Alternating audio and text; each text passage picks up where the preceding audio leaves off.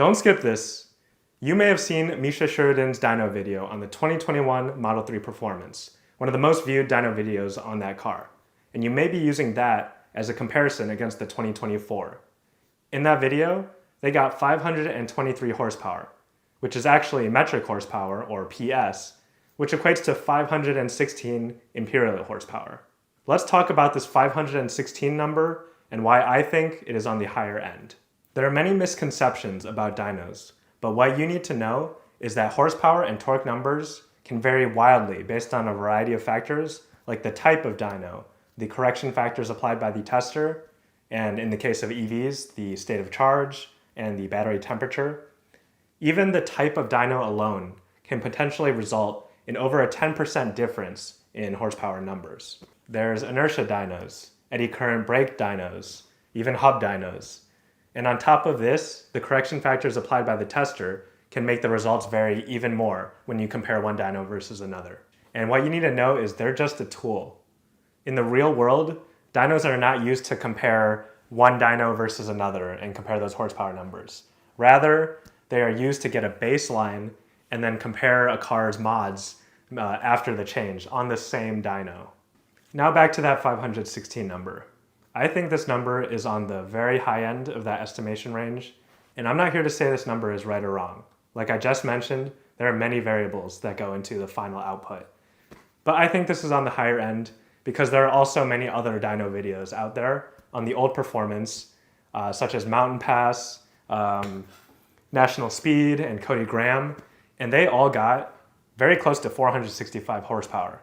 Note, these three tested on the older performance model, so this is prior to the 5% increase in power that came over an update. But even with that 5% increase in power, we're talking 480 to 490 horsepower. Also, Inside EV Italia did test the updated 5% model and got 472 horsepower. And what's interesting is Mountain Gate Performance, they actually had the same model of dyno as Misha's video, but there are many variables that come to it. For example, this model, it can run in inertia-only mode. So one can only speculate at what kind of testing factors that each of these runs, including my own, are doing. I didn't want to make this video an essay, but I think this 523 number is stuck in many people's heads and needed to be addressed first. Now let's get back to it.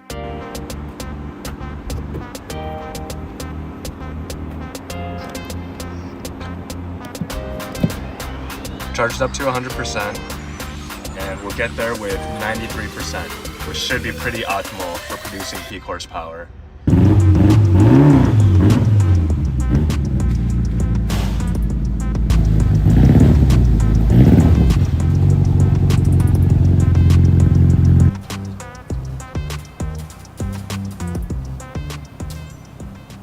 And right now we're hooking up the Model 3 to the dyno.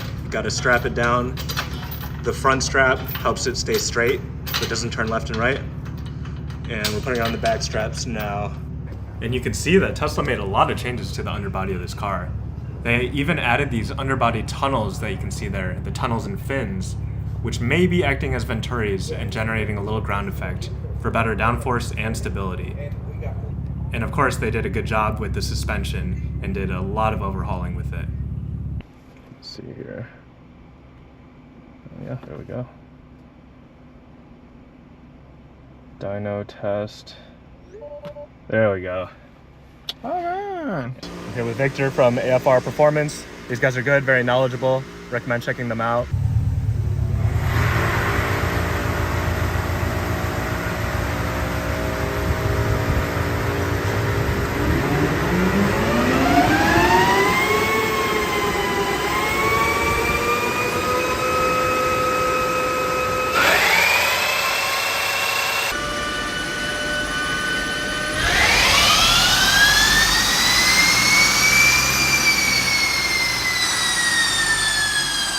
All right, 507.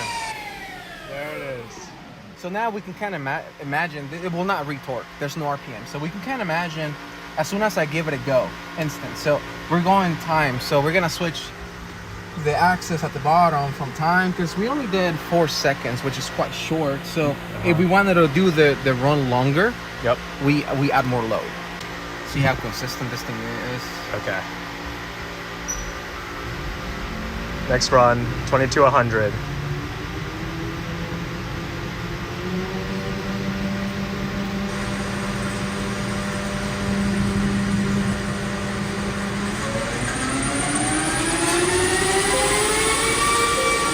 You can see how the dyno just squats. The car just slows. Yeah. Watch this.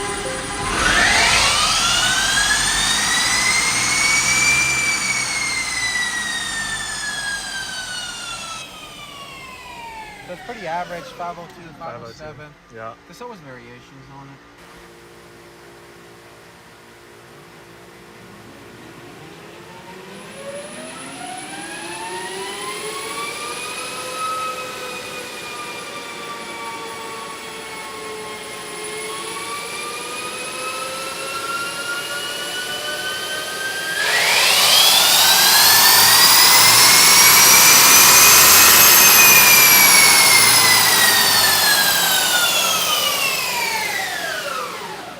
Oh man, that thing just squats down.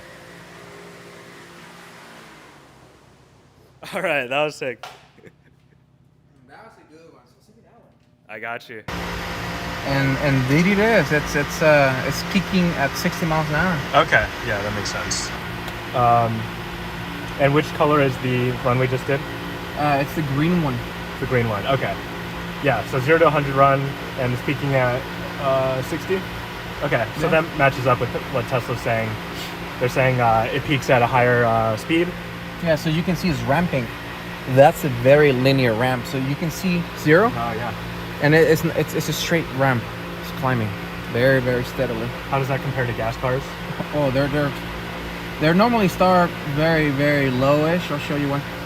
This one, for example. All right. So you can see, but this one is a lot more to it. You have torque, horsepower, boost, air-fuel ratio. So you can see the horsepower is kind of doing the same from, but this is not a 0 mile an hour run. This is a normally it's on like 4th gear, you know. You're doing like a 40 mile an hour, and the ramps, and this is RPM from 3,000 to red line. And why do you think? I guess could you explain how that could happen when one of the first runs like 510-ish, and then now we are at 480? I wouldn't know how to explain that on a electric vehicle, Sure.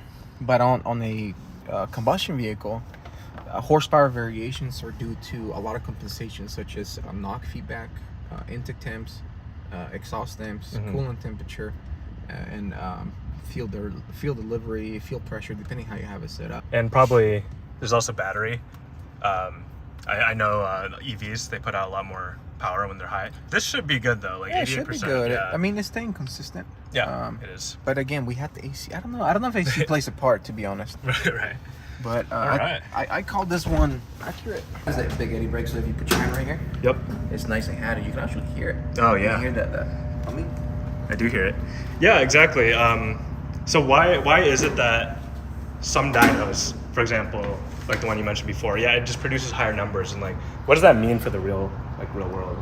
Is there Based one that's on, more? I'm not a big expert, but on my limited knowledge, a inertia dyno, it's a constant rotational mass. So those dynos work on RPM versus speed. So how fast the car's moving that inertia on an RPM plot. So 1,000 RPM all the way to red line. How fast are you spinning the inertia all the way to red line? That'll spit the horsepower. So on an inertia dyno, you can grab a 2nd gear run and do a run, and that'll spit 650 horsepower. Then you transfer that into a 4th gear run, or like a 1-to-1 gear ratio, and then it'll read like 450. Right. Because you're spinning the rotational mass at a much lower rate. Okay. This one, it's a brake dyno, so you are controlling the acceleration rate. You're not spinning you're not calculating how fast you're spinning the mass. You're controlling the acceleration with the eddy brake. Right. Yeah. This one can also do inertia only, but then it spits a much higher horsepower because inertia is very, very small. So like the most known inertia dyno is the DynoJet. So that one has, I think it's a 24-inch drum, and some of those contain weights on them. So they're pretty heavy. Yeah. Pretty heavy. If this car was on an inertia dyno with the numbers you're seeing, It'll read higher. what do you think it would spit out? It's hard to say, obviously. It's hard to you have say, to but guess. based on what I've seen, this dyno, it's about 15% off a dyno jet. Okay. 15 to about 15. So you'll definitely see on the mid lows 5s for sure. Yeah, this is great. And how many runs we get in? 4 runs? We got 4 runs. So two 220s, 160 and 10. So you can see the start 0, a little between 20 and then 25, and then a straight 60, like it's, you know.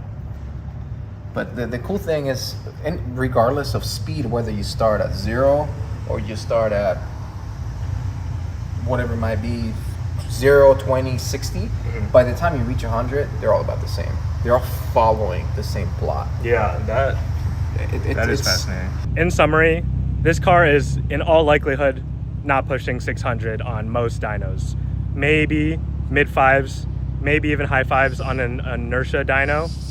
But yeah, I would say Tesla's numbers were pretty much spot on with this dyno, using the brake dyno. It's definitely an incremental improvement over the previous model. Still, this car is putting out ridiculous amounts of horsepower. It handles a lot better than the old version, and I love it. Just took it to the track over the weekend. Check out that video. And huge shout out to AFR Performance and Victor. You guys should check them out if you're in the Los Angeles area.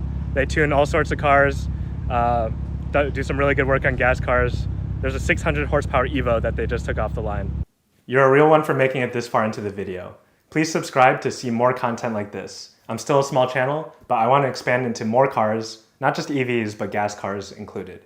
And huge thank you to my current subscribers. I'm gonna do a giveaway for y'all soon. I'll see you for the next one.